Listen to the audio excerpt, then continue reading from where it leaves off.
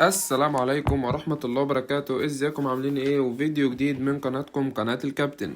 قبل بداية الفيديو ما تنسوش تضغطوا على زر اللايك وتشتركوا في القناة فضلا وليس امرا عشان يوصلكوا كل الحلقات الجديدة والمميزة، وما تنسوش تصلوا على سيدنا محمد صلى الله عليه وسلم.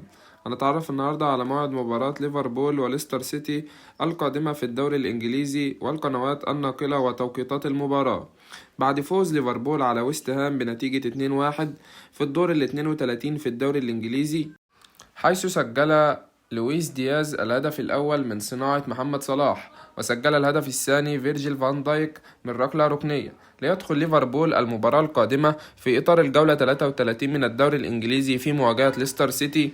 وسوف تنطلق صافرة بداية المباراة في تمام الساعة 4:30 مساء بتوقيت تونس والجزائر والمغرب، 5:30 مساء بتوقيت مصر وليبيا والسودان، 6:30 مساء بتوقيت السعودية والعراق وقطر واليمن والبحرين والكويت والأردن، 7:30 مساء بتوقيت الإمارات وسلطنة عمان، وذلك يوم الأحد الموافق 20/4/2025 20 إبريل 2025.